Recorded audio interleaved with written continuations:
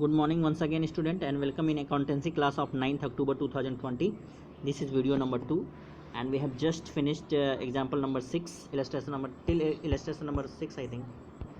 Yeah, illustration number 5. Now in this box you can see do it by yourself. आपको खुद से करना है ये क्वेश्चन. तो इसको हम लोग देखते हैं. करंट लायबिलिटी दिया है 5,60,000, करंट रेशियो दिया है 2.5:1 एंड क्विक रेशियो दिया है 2:1. Find the value of inventory. What is this inventory? Inventory is the difference between current assets minus quick assets. यानी कि इन्वेंट्री आपको निकालने बोला है तो इन्वेंट्री का वैल्यू जो होगा वो current assets minus quick assets होगा. और करंट लायबिलिटी दिया हुआ है कंपनी का. हम लोग जानते हैं करंट असेट्स को भी आप जो है इसके फॉर्म में लिख सकते हैं, in the form of current liability के फॉर्म में लिख सकते हैं, और क्विक असेट्स को भी करंट लायबिलिटी के फॉर्म में लिख सकते हैं. दोनों का वैल्यू घटा दीजिएगा, इन्वेंट्री का वैल्यू आ जाएगा. तो इसको आप खुद से बनाइएगा. नहीं समझ में आएगा तो मैं इसका सॉल्यूशन बता दूंगा. नेक्स्ट आइए, current ratio 4.5:1, quick ratio 3.5:1, inventory 36,000. Calculate current assets and current liability. देखिए ऊपर वाले क्वेश्चन में एकदम सेम चीज़ दिया हुआ है. करंट लायबिलिटी दिया हुआ था यहाँ पे और आपको निकालना था इन्वेंट्रीज, और दोनों रेशियो दिया हुआ था. इस क्वेश्चन में क्या किया है कि दोनों रेशियो दिया है और इन्वेंट्री दे दिया है. देन आपको निकालना है करंट लायबिलिटी, और जब आप करंट लायबिलिटी निकाल लीजिएगा तो करंट असेट्स भी निकल जाएगा. तो अगर आप ये क्वेश्चन को बना लेते हैं तो ये क्वेश्चन भी आपका आसानी से बन सकता है. नेक्स्ट आइए, current assets of A company is rupees 5 lakh, current ratio is 2.5:1. तो आप तो यहीं से हम लोग करंट लायबिलिटी एकदम आसानी से निकाल सकते हैं, है ना. ये सब बिल्कुल आसानी से निकल सकता है. देखिए कैसे निकल सकता है. करंट असेट्स दिया है कंपनी का 5 लाख है और करंट रेशियो 2.5 है. तो आप बताइए इसको क्या चीज़ से भाग दीजिएगा कि 2.5 आ जाए. बहुत आसानी से आप इसको 2 लाख से भाग लगा सकते हैं. अगर 5/2 करेंगे तो आपका 2.5 आ जाता है. इसका मतलब करंट लायबिलिटी जो है हमारा वो 2 लाख का आ गया. करंट लायबिलिटी आपका 2 लाख का आ गया तो इसका मतलब क्विक रेशियो जो होता है 1:1 दिया है, यानी क्विक असेट्स भी 2 लाख हो गया. क्विक असेट्स भी आपका 2 लाख हो जाएगा क्योंकि करंट लायबिलिटी और करंट क्विक असेट्स दोनों का वैल्यू 1:1 है. क्विक रेशियो जो होता है, क्विक रेशियो क्या होता है, quick asset by current liability. तो ये 1 है. क्विक असेट्स आपको नहीं मालूम है और ये मालूम है कि ये 2 लाख का है. तो ये 2 लाख का है तो ऊपर में भी 2 लाख आएगा तभी तो 1 आएगा इसका वैल्यू. तो इस तरह से ये 2 लाख भी आ गया. 2 लाख आपको पता करना है. Calculate the value of current liability, ये 2 लाख का हो गया. और लिक्विड एसेट्स एंड इन्वेंट्रीज, तो लिक्विड एसेट्स भी आपका 2 लाख का हो गया. और इन्वेंट्रीज वंस अगेन आप देखिए, करंट एसेट्स आपका 5 लाख है, लिक्विड एसेट 2 लाख का है. इसका मतलब जो डिफरेंस आ रहा है 3 लाख वो इन्वेंट्रीज का वैल्यू हो जाएगा. तो ये बहुत आसान था. तो इस तरह से आप उसको कर सकते हैं. बनाइएगा, ये आपके लिए होमवर्क रहा आज का. और अब आइए इलस्ट्रेशन नंबर 6, जो कि इस तरह का क्वेश्चन खूब आता है एग्ज़ाम में, और नहीं तो नहीं 1 मार्क्स का क्वेश्चन में तो देता ही है इस तरह का क्वेश्चन. और बड़ा ये सिग्निफिकेंट महत्व भी है इसका. मैथमेटिक्स के हिसाब से बहुत आसानी से निकाल सकते हैं. क्या क्वेश्चन है, द करंट रेशियो इज 2:1, यानी करंट रेशियो का वैल्यू 2:1 है. करंट रेशियो हम लोग जानते हैं, करंट रेशियो होता है CA/CL, जो कि करंट रेशियो का वैल्यू 2 है. यानी ये जो है करंट असेट जो है, करंट असेट्स करंट लायबिलिटी का 2 गुना है. इसका मतलब ये हुआ करंट लायबिलिटी का जो भी वैल्यू है इससे 2 गुना है. स्टेट गिविंग रीजन्स, आपको कारण बताते हुए which of the following transaction, यानी निम्नलिखित में कौन से ट्रांजेक्शन वुड इम्प्रूव, यानी वो बढ़ेगा, इम्प्रूव करेगा, घटेगा, और not change the current ratio, current ratio को क्या करेगा, ये ट्रांजेक्शन बढ़ाएगा, घटाएगा या नो चेंज. इसी तरह सबके बारे में आपको बताना है. तो जैसे लिखा हुआ है पेमेंट ऑफ करंट लायबिलिटी. अब देखिए पेमेंट ऑफ करंट लायबिलिटी कीजिएगा तो करंट लायबिलिटी घट जाएगा, और पेमेंट आप किस में कीजिएगा, चाहे चेक से कीजिएगा, चाहे बैंक से कीजिएगा, कैश से कीजिएगा, तो करंट असेट्स भी घटेगा. तो बहुत इंटरेस्टिंग बात है. इंटरेस्टिंग बात ये है कि करंट असेट्स है, करंट लायबिलिटी है, जिसका वैल्यू 2/1 है, 2/1 के लिए आप कोई भी एग्जांपल ले सकते हैं। मान लो हम लिए 5 लाख बाई 2,50,000, इसको अगर हम लोग कैलकुलेट करेंगे तो 2:1 आएगा। और मान लो कि 50,000 करेंट असेट्स घट गया, क्योंकि हम करेंट लायबिलिटी का पेमेंट 50,000 कर रहे हैं मान लेते हैं, और करेंट लायबिलिटी को भी 50,000 से कम कर देते हैं। फिर से समझिए, अगर हम पेमेंट ऑफ करेंट लायबिलिटी जैसा क्वेश्चन में दिया हुआ है, यानी 50,000 मान लो हम पेमेंट लायबिलिटी का करेंट लायबिलिटी का पेमेंट कर रहे हैं, तो 50,000 घट जाएगा। लेकिन क्वेश्चन उठता है कि हम करेंट लायबिलिटी का पेमेंट किस चीज़ से करेंगे, तो करेंट असेट से यानी कैश से ही करना पड़ेगा, तो कैश भी घटेगा आपका, क्योंकि आप पेमेंट कर रहे हैं, कैश आपके बिजनेस से बाहर जा रहा है तो कैश भी घट गया, तो कैश भी घट जाएगा और लायबिलिटी भी घट जाएगा, यानी दोनों सेम अमाउंट से घट रहा है।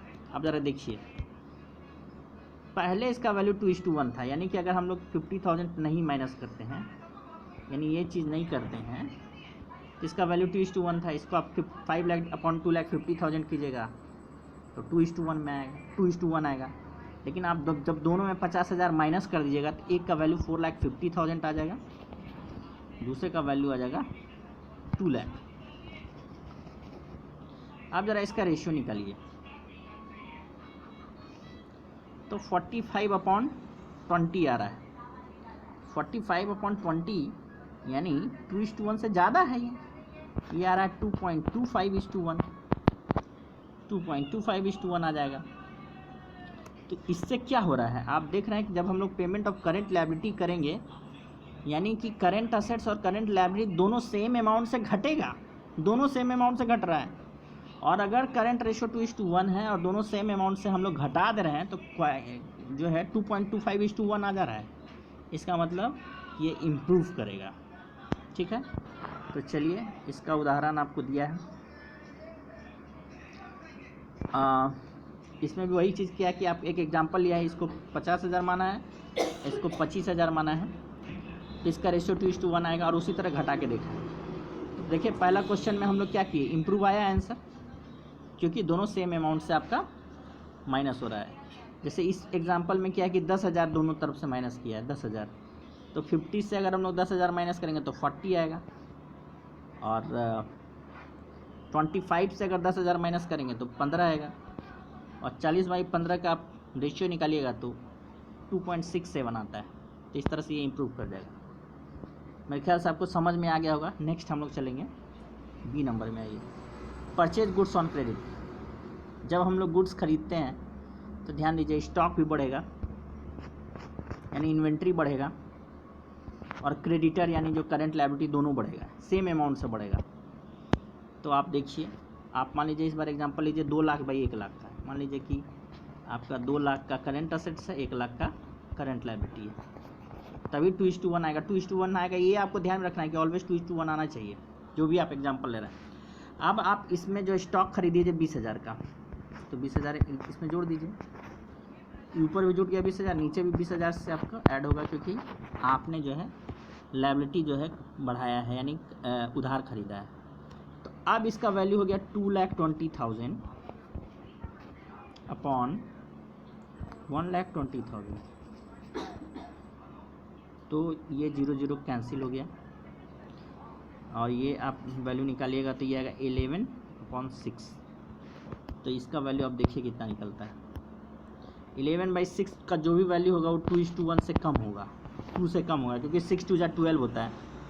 तो इसका जो भी वैल्यू होगा वो कम होगा, यानी ये रेशियो जो है वो डिक्रीज़ कर जाएगा, रिड्यूस करेगा। ठीक है, तो इसका आंसर होगा रिड्यूस, और इसका कारण नाम दिखाइएगा, because both is reducing by same amount, current assets and current liabilities reducing by same amount. ठीक है, अब हम लोग नेक्स्ट चलते हैं। Sale of a computer. Computer आप जानते हैं कि कंप्यूटर हमारा करंट असेट्स नहीं है। कंप्यूटर जो है हमारे लिए वो नॉन करंट असेट्स है, और इसको आपने बेच दिया, बेचने पे आपको 3,000 रुपया मिला। तो जब आप इसको बेचिएगा तो करंट असेट्स इफेक्टेड नहीं होगा, यानी करंट असेट्स में नो चेंज होगा, because computer is non current assets. और ये आपको देखिए इसमें 3,000 रुपया आपका ऐड हो रहा है। जब आप बेच रहे हैं तो नॉन करंट असेट्स घट रहा है, और नॉन करेंट असेट्स घटने के बाद आपका कैश 3,000 रुपये से बढ़ रहा है, यानी करेंट असेट्स 3,000 रुपये से बढ़ रहा है, लेकिन करेंट लायबिलिटी में कोई चेंजेस नहीं आ रहा है, बिकॉज इसमें 1,000 का लॉस है और लॉस जो है वो कैपिटल का प्रोपोर्शन होता है, इससे हमारा current assets current liability unaffected होता है। तो इस ट्रांजैक्शन का असर ये हो रहा है कि कैश 3,000 से बढ़ रहा है, बस करेंट असेट्स और करेंट लायबिलिटी का एक ही फैक्टर जो है बढ़ रहा है, और दैट इज़ करेंट असेट्स बढ़ रहा है। तो चलिए इस एग्जांपल को हम लेते हैं। मान लो 2 लाख और 1 लाख है, नहीं 2 लाख मत मानो, छोटा ही से मान लो, 2,000 और 1,000 है, मान लो 2,000 और 1,000, नहीं 2,000 नहीं, 20,000 और 10,000 मानिए, ठीक है। तो आप देखिए इसका रेशियो 2:1 आएगा। अब हम लोग इसको यानी करेंट असेट जो है इसको केवल 3,000 रुपये से बढ़ा दीजिए। जब आप इसको बढ़ाइएगा तो नेचुरली जो है ये 23,000 अपॉन 10,000 हो जाएगा, और जब आप इसका रेशियो निकालिएगा तो 2.3:1 आएगा, 2.3:1, यानी ये इम्प्रूव कर गया, ठीक है। चलिए सी का हम लोग देखते हैं क्या हुआ आंसर। देखिए सी है improve, because only current assets will increase, यानी इसका रीज़न ये है कि as only current assets, it means cash and cash equivalent is increasing, so the ratio will improve, यही इसका आंसर होगा। 9 अब आइए डी नंबर पे, सेल ऑफ मर्केंडाइज का मीनिंग दे दिया गुड्स, यानी इन्वेंट्री। 10,000 का माल 11,000 पे हम बेच रहे हैं। अब ये असली चीज़ है। तो आप देखिए कि करेंट असेट्स जो है, चूँकि इन्वेंट्री भी करेंट असेट्स में आता है और कैश एंड कैश इक्विवेलेंट भी करेंट असेट्स में आता है। तो चूँकि करेंट असेट्स में असर क्या होगा इसका, इस ट्रांजैक्शन का, कि 10,000 से जो है ये माइनस हो जाएगा, क्योंकि इन्वेंट्री आपका 10,000 आपका जा रहा है, लेकिन 11,000 रुपया आ भी रहा है कैश और कैश इक्विवेलेंट। तो इसका असर ये होगा कि करेंट असेट्स जो है वो 1,000 रुपया से बढ़ जाएगा। जब करेंट असेट्स बढ़ जाएगा, करेंट लायबिलिटी में कोई चेंज नहीं है, तो once again ratio will increase, जैसा कि ऊपर में हुआ था। ऊपर में जैसा कैसे हुआ था कि 3,000 रुपये से हम लोग करेंट असेट्स को बढ़ाए थे, तो रेशियो भी बढ़ गया था। इसी तरह से ये भी जो है आपके रेशियो बढ़ जाएगा, ठीक है। चलिए इसका आंसर देखते हैं। Once again you can see improve, ये भी इम्प्रूव कर रहा है, ये भी इम्प्रूव किया था, ये भी इम्प्रूव कर रहा है, ठीक है। Because current assets is increase by 1,000 without any change in current liability, यानी करेंट लायबिलिटी में कोई चेंज नहीं आ रहा है, करेंट असेट्स बढ़ रहा है, इसलिए हमारा रेशियो भी बढ़ जाएगा। एंड फाइनली आइए payment of unclaim dividend, dividend का पेमेंट किया गया है, और डिविडेंड क्या होता है, करेंट लायबिलिटी होता है।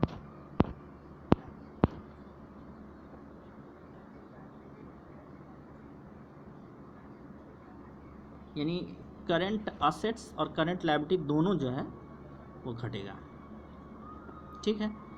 तो दोनों को हम लोग घटाएंगे तो ये जो है रेशियो इम्प्रूव कर जाएगा। इसको भी हम लोग देख सकते हैं कि अनक्लेम्ड डिविडेंड जो है ये करंट लायबिलिटी है, तो और आपने कितना पेमेंट किया है, सी मान लो 5,000 पेमेंट किया, जैसा कि इसमें लिखा हुआ है कि अज्यूम दैट मान लीजिए कि 5,000 is given by unclaimed dividend, 5,000 रुपये आपने दिया है, तो it will reduce current assets to 45,000। जो एग्जाम्पल लिया गया है उसमें करेंट असेट्स 50,000 का लिया गया है इस क्वेश्चन में, और ये वाला 25,000 का था शायद, हाँ, तभी तो 2:1 आएगा।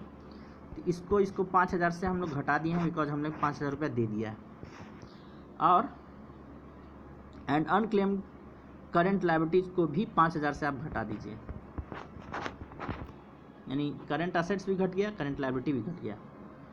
तो अगर 50 में 5 घटाइएगा तो आएगा 45,000, और 25 में 5 घटाइएगा तो ये आ जाएगा 20,000। अगर आप इसका रेशियो निकालिएगा ये आएगा 2.25:1। तो वंस अगेन आप देख रहे हैं कि इम्प्रूव कर गया, पहले 2:1 था, अभी 2.25:1 हो गया। So it will also improve, as you can write कि as both is decreasing by same amount, so current ratio will improve, current ratio will improve, यानी बढ़ जाएगा। तो इस तरह से आप हमारा जो है सारा करंट रेशियो का एक्सप्लेनेशन ख़त्म हो गया आज के दिन में। और आपको जहाँ समझ में नहीं आएगा तो आप मुझे फ़ोन करके पूछ सकते हैं, और बाकी तो ठीक ही है। और इससे रिलेटेड जो क्वेश्चन आपका एनसीईआरटी बुक में है वो बनाइएगा, ठीक है। It's okay. So thank you so much.